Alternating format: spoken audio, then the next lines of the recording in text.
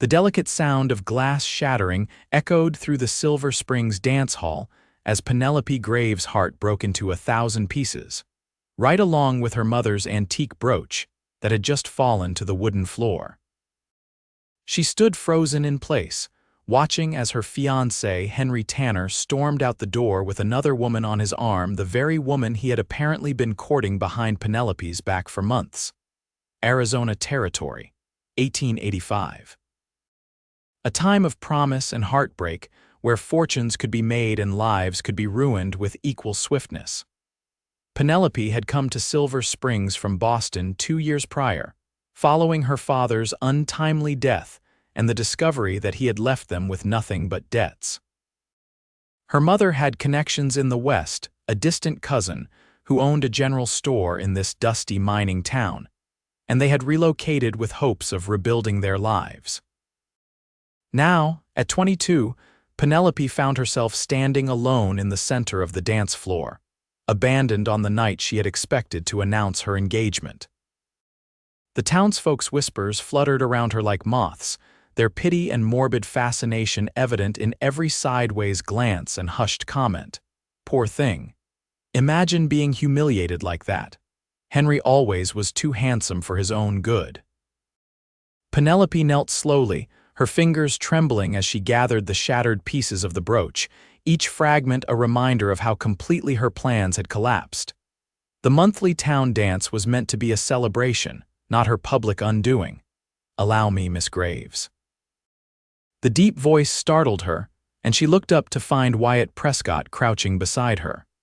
His large, calloused hands were surprisingly gentle as he helped collect the broken pieces of jewelry.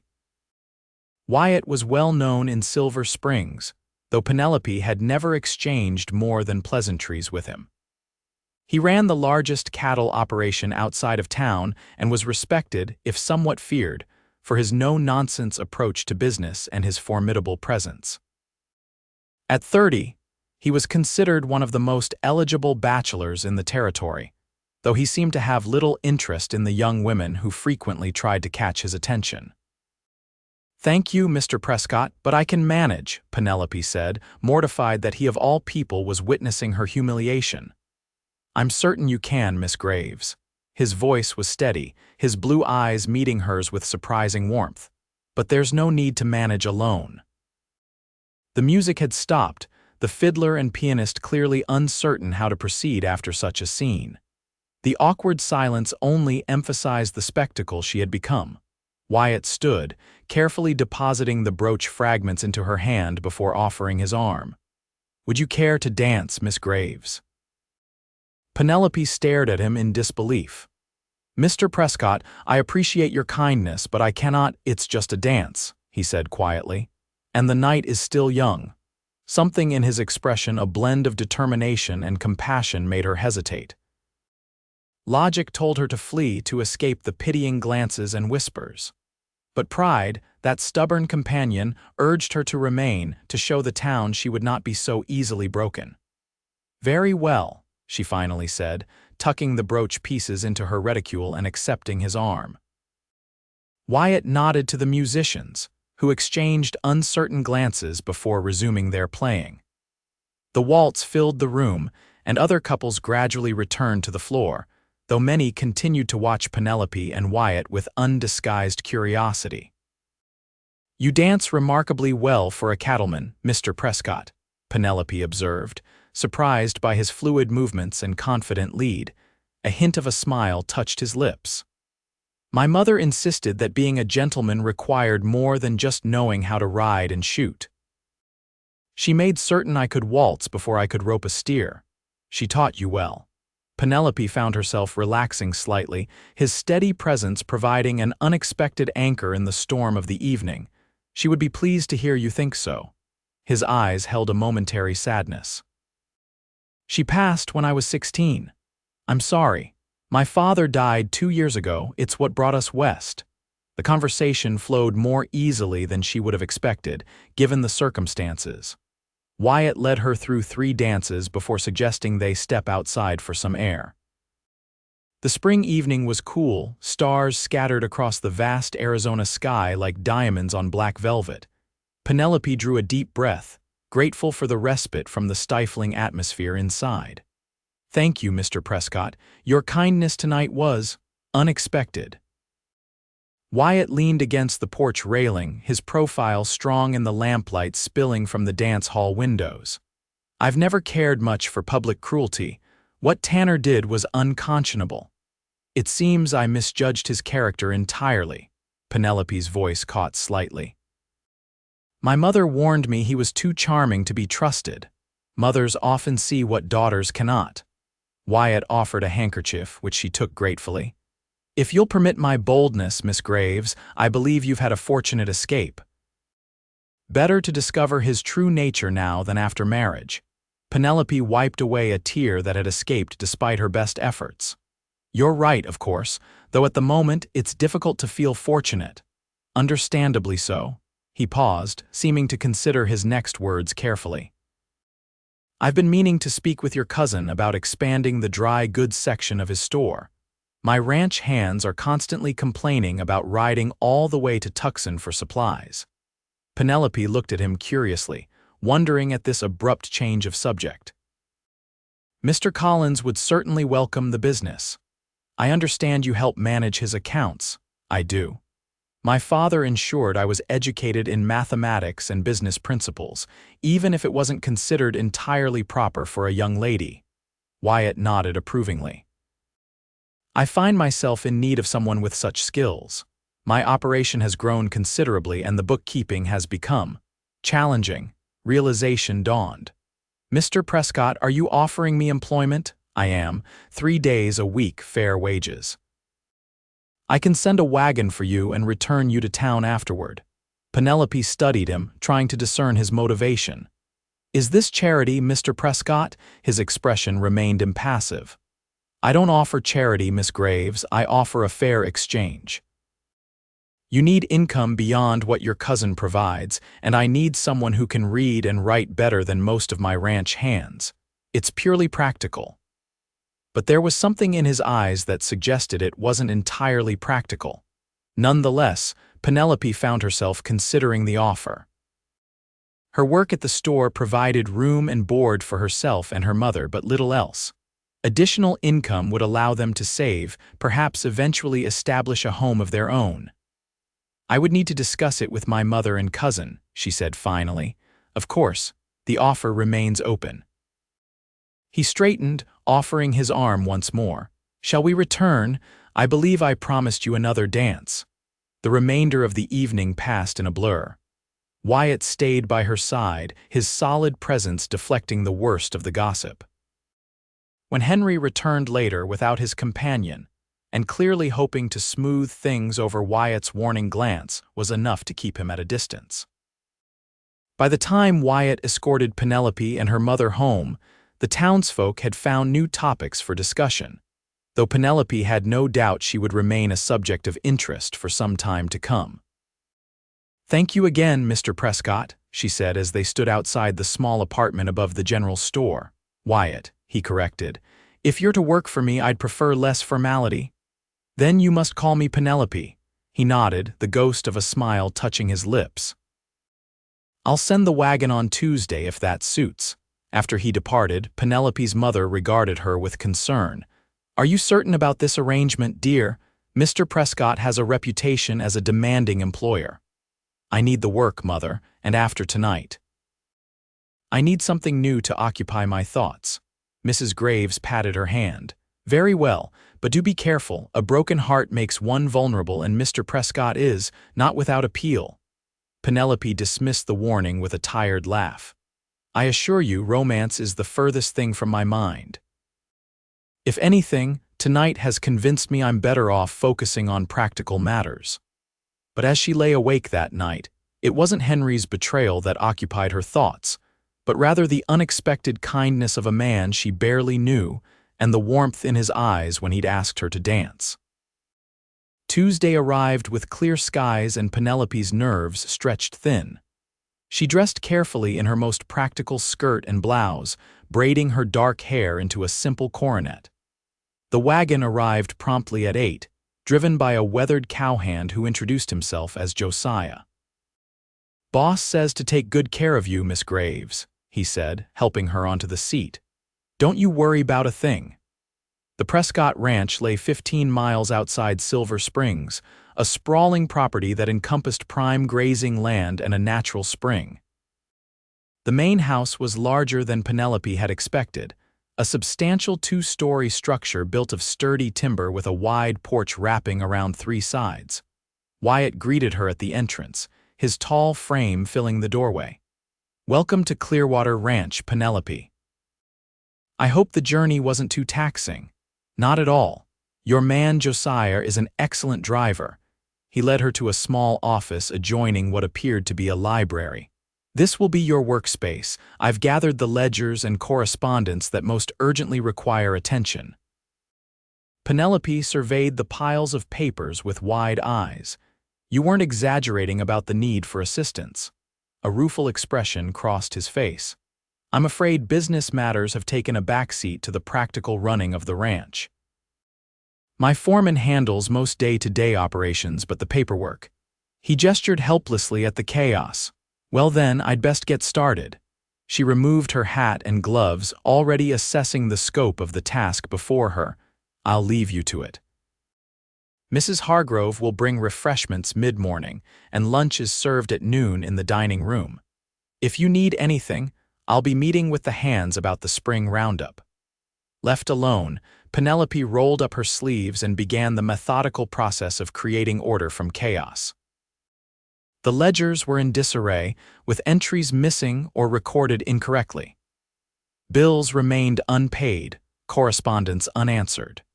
It was clear that Wyatt, for all his business acumen, had indeed been overwhelmed by the administrative side of his growing operation. By noon, she had made considerable progress organizing the documents, though the actual work of correcting the accounts would take weeks. When Mrs. Hargrove, the housekeeper, summoned her to lunch, Penelope was surprised to find Wyatt waiting alone in the dining room. "I hope you don't mind dining with just me," he said, standing as she entered. "The hands eat at the bunkhouse and Mrs. Hargrove takes her meals in the kitchen." "Not at all." She settled into the chair he held for her, noting the simple but appetizing spread of roast beef, bread, and vegetables. "Your ranch is impressive, Mr. Wyatt. How long have you been established here?" 8 years. "I came west from Missouri after the war with not much more than my horse and saddle. Worked as a hand on several spreads, saved every penny. When this land came available, I took a chance." It seems the chance paid off admirably. A slight smile crossed his face. "It has. Though success brings its own challenges." He gestured toward the office. "As you've discovered, the accounts are creative," she said diplomatically. Wyatt laughed, a rich sound that transformed his usually serious countenance.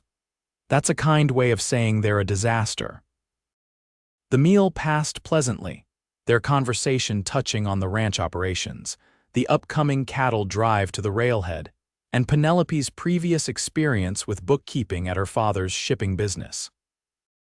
If Wyatt was surprised by her knowledge of business matters, he didn't show it, treating her comments and questions with the same respect he might accord a male colleague.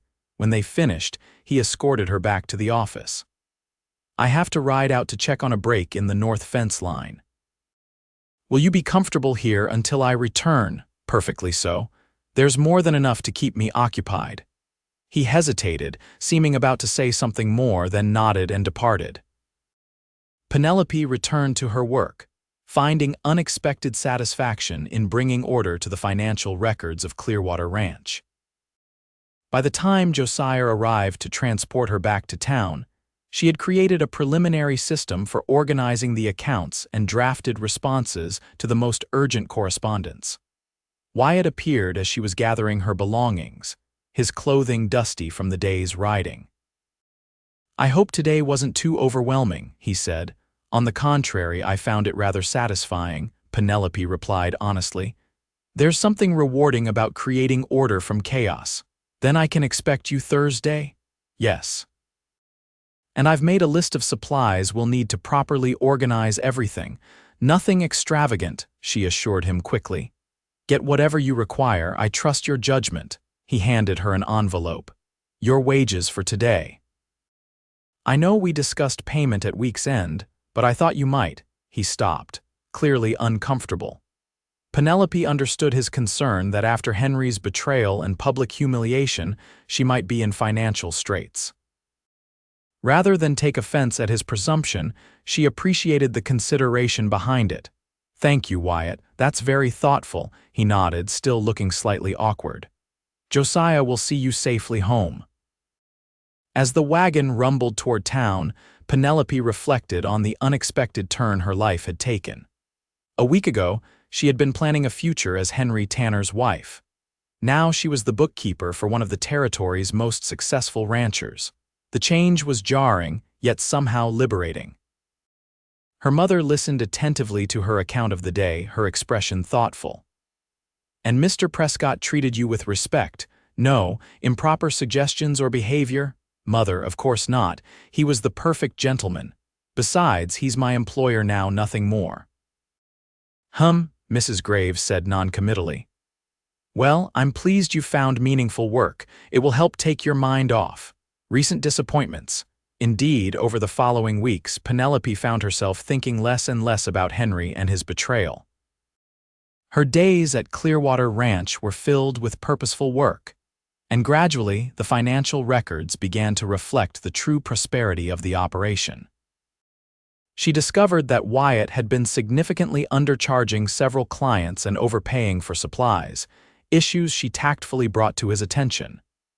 You're telling me I've been losing money for years through simple carelessness? He asked one afternoon, reviewing her findings. Not carelessness, just a different focus, Penelope corrected. Your attention has been on building the herd and improving the land. Those efforts have been successful. Now it's time to ensure the business side matches that success. Wyatt studied her with an expression she couldn't quite interpret. You have a diplomatic way of telling me I've been a fool. Not a fool, a rancher, not an accountant, she smiled. Fortunately, you had the wisdom to recognize your limitations and seek assistance. Indeed. He returned her smile, an increasingly frequent occurrence. It seems I made at least one sound business decision recently. As spring turned to summer, Penelope's position at Clearwater expanded beyond simple bookkeeping. Wyatt began consulting her on business matters, valuing her perspective and education. She found herself looking forward to their discussions, enjoying the challenge of his questions and the respect with which he treated her opinions. After the cattle drive returned with healthy profits that would have been substantially less without Penelope's renegotiation of the railroad contracts, Wyatt invited her to stay for dinner rather than returning immediately to town. Consider it a celebration, he said. The most successful drive we've had in years, thanks in no small part to your efforts. The meal was more elaborate than their usual lunches, with Mrs. Hargrove preparing a roast duck with all the trimmings. Wyatt had even procured a bottle of wine, a luxury rarely seen in the territory. To partnership, he said, raising his glass. Penelope felt a flutter of something unfamiliar as she met his gaze. Partnership? That's what this has become, hasn't it? You've become essential to Clearwater's operations. I'd like to formalize that arrangement if you're willing. I'm not sure I understand. Wyatt set down his glass, his expression earnest. I'd like to offer you a permanent position here, a salary rather than daily wages, a share in the profits, and, he hesitated, quarters here at the ranch, for you and your mother if she wishes. The east wing could be converted into a comfortable apartment. Penelope stared at him, speechless. Such an arrangement was unprecedented. Women in the territory worked as teachers, shopkeepers, or laundresses, but a female business partner to one of the region's most successful ranchers. You look shocked, Wyatt observed, a hint of amusement in his voice. I am, she admitted. It's an extraordinary offer. Is it? You've proven your value many times over. The ranch has prospered under your financial guidance. It seems a logical progression. The town will talk. A shadow of irritation crossed his face. Let them. I've never much cared for gossip. Penelope considered the offer carefully. Living at the ranch would eliminate the long journeys back and forth, allowing her to work more efficiently. The financial terms were more than generous. And yet, "May I think about it, discuss it with my mother, of course." He refilled their glasses. "Take all the time you need." The conversation shifted to lighter topics, but Penelope remained distracted, weighing the implications of his proposal. It wasn't until Josiah was driving her back to town in the moonlight that she realized something significant had changed between herself and Wyatt Prescott. What had begun as employment had evolved into something more complex, a partnership based on mutual respect and shared purpose. And perhaps, though she scarcely dared acknowledge it, something deeper still, her mother's reaction to Wyatt's proposal was predictably concerned. "Live at the ranch, alone with a bachelor, Penelope, your reputation would be ruined." "Not alone, Mother, you would be with me.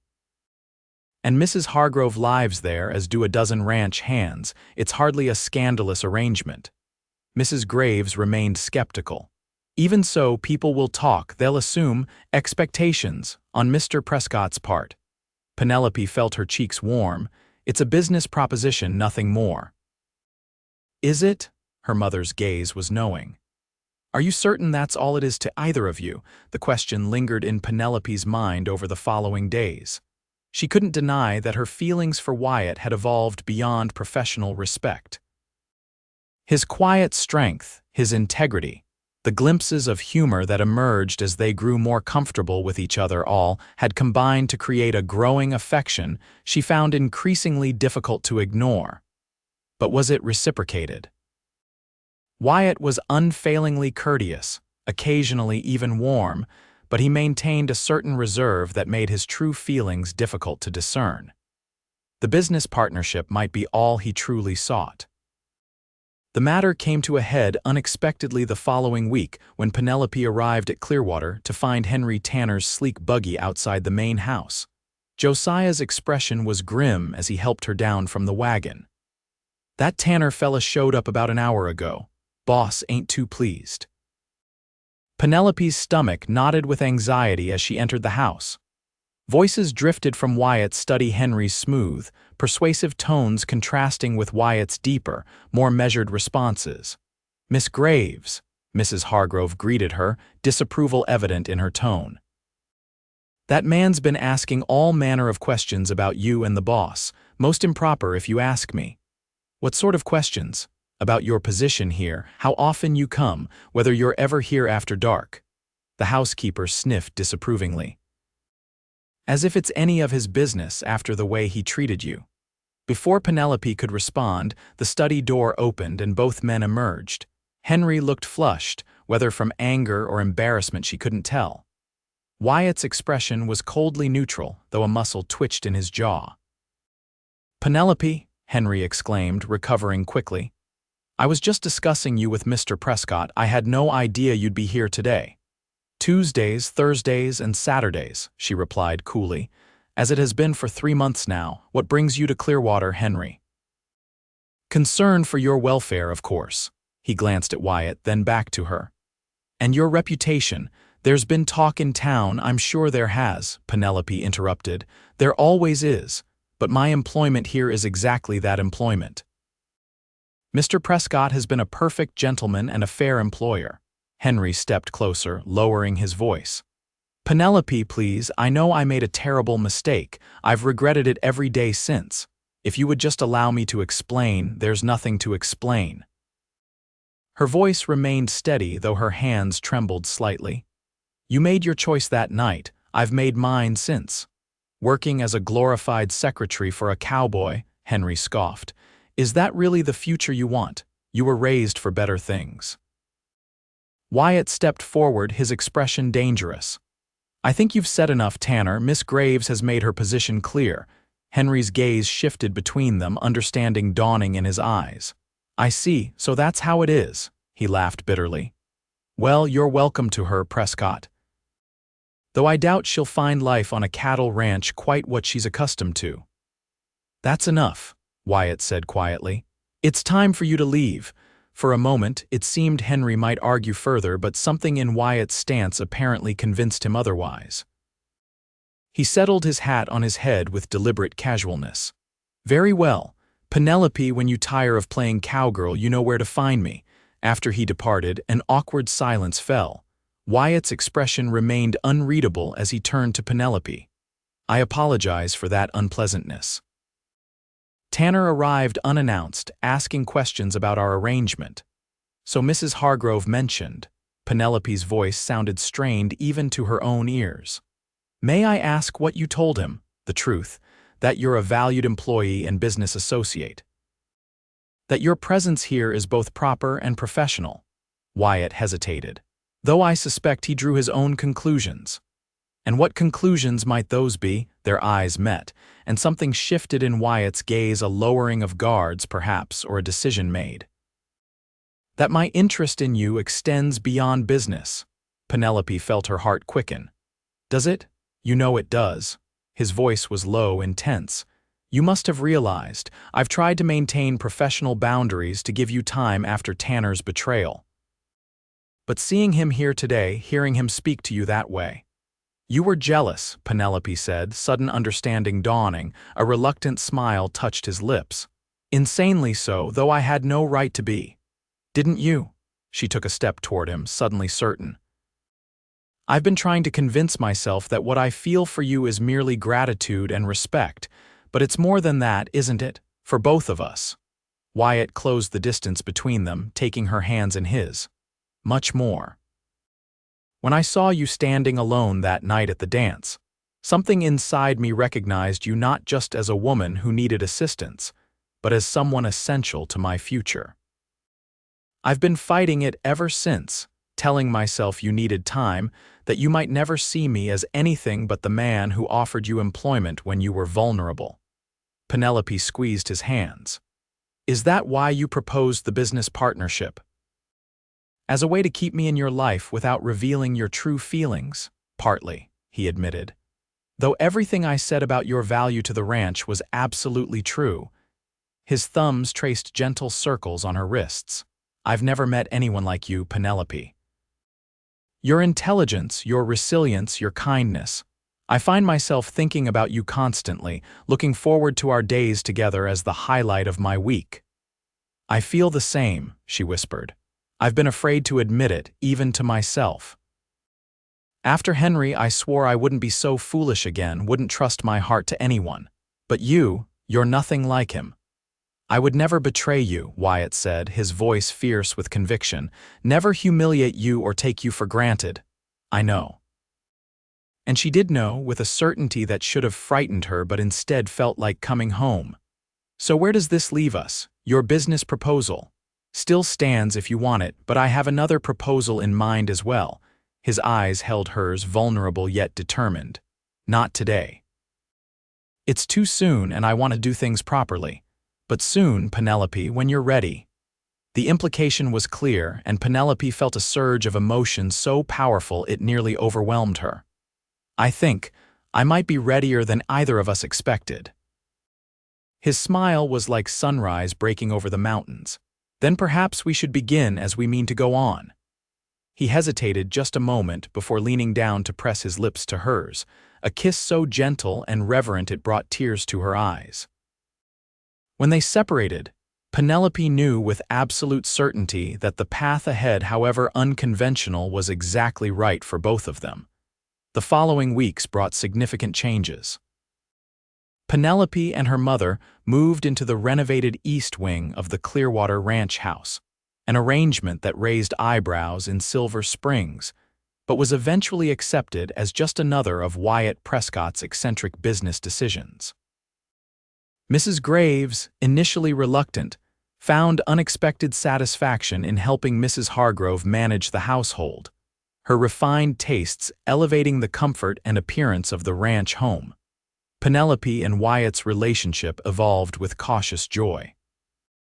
During the day, they maintained their professional partnership, working side by side to improve Clearwater's operations. Evenings were spent in more personal pursuits, reading together in the library, taking sunset rides across the property, or simply talking on the wide porch as the stars emerged above. True to his word, Wyatt was patient. never pressing for more than Penelope was ready to give. Their courtship, though unconventional, was conducted with a respect and tenderness that healed the wounds of her previous betrayal. When autumn painted the surrounding hills in gold and russet, Wyatt suggested they attend the harvest dance in Silver Springs. Penelope hesitated, remembering all too vividly her humiliation at the spring gathering. "Are you certain?" she asked. "People will talk. Let them," Wyatt said simply. "I want to dance with the woman I love in front of the entire town." "And perhaps," he added with a slight smile, "correct an unfortunate memory." The night of the dance arrived clear and cool. Penelope wore a new dress of deep blue silk, a gift from Wyatt that she had initially protested was too extravagant but had ultimately accepted with grace. Her mother had arranged her hair in an elegant style, secured with combs that had once belonged to Wyatt's mother. "You look beautiful," Wyatt said when she descended the stairs, his eyes warm with admiration. "As do you," she replied, taking in his formal attire with appreciation. The black suit emphasized his broad shoulders and tall frame, transforming the rugged rancher into a distinguished gentleman.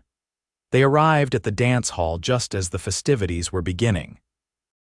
Conversation faltered briefly as they entered, curious glances following their progress across the room. Penelope spotted Henry with his new wife, the same woman who had accompanied him that fateful night, and felt a momentary twist of old pain that quickly faded. What she had thought was heartbreak had been merely wounded pride, a realization that brought unexpected freedom. Wyatt led her to the dance floor without hesitation, taking her in his arms as the music began. "Feeling brave?" he asked quietly. "With you? Always." They moved together with practiced ease, their bodies finding a natural rhythm. As they danced, Penelope became aware of subtle changes in the atmosphere, whispers, yes, but accompanied by smiles rather than judgment. Several couples nodded approvingly as they passed, and Mrs. Collins, the mayor's wife, actually winked at her. "I believe we're creating a new scandal," Penelope murmured, amused. "A much more satisfying one, I hope." Wyatt drew her slightly closer. "Are you ready for one more?" Before she could question his meaning, he guided her to the center of the floor and signaled the musicians to pause. As the music faded, he turned to face her, still holding her hand. "6 months ago, I stood in this very hall and watched a woman of extraordinary courage face public humiliation with dignity and grace," he said, his voice carrying clearly through the suddenly silent room. "That night, I had the privilege of dancing with her, never imagining how completely she would transform my life." Murmurs rippled through the crowd as Wyatt reached into his pocket and withdrew a small box. Penelope's heart seemed to stop as he lowered himself to one knee before her. "Penelope Graves, you have brought order to my chaotic ledgers, purpose to my business, and joy to my heart. I love you more than I ever thought possible, and I would be honored if you would agree to become my wife, my partner in all things, for all the days we are granted together." He opened the box to reveal a ring of delicate gold filigree surrounding a perfect sapphire. "Will you marry me?" Tears blurred Penelope's vision as she looked down at this man who had changed her life in ways she could never have imagined that fateful night. "Yes," she whispered, then louder, "Yes, with all my heart." Applause erupted as Wyatt slipped the ring onto her finger and rose to embrace her. When their lips met, Penelope knew she had found not just love but a true partnership, one built on respect, understanding, and a shared vision of the future. 3 months later, they were married in the newly constructed Clearwater Ranch Chapel, with half the town in attendance. As they spoke their vows beneath the winter sunlight streaming through stained glass, Penelope reflected on the strange twists of fate that had led her to this moment. What had seemed like disaster being abandoned at a dance, publicly humiliated, had in fact been the beginning of something far more precious than she could have imagined. The cowboy who had stepped forward when she stood alone had become the center of her world, proving that sometimes the end of one dream makes space for a far greater reality. As Wyatt sealed their vows with a kiss, Penelope Graves Prescott knew with absolute certainty that she had found her true home and her true heart not in the life she had planned, but in the unexpected journey that had led her to Clearwater Ranch and the arms of a man who saw her value when she needed it most.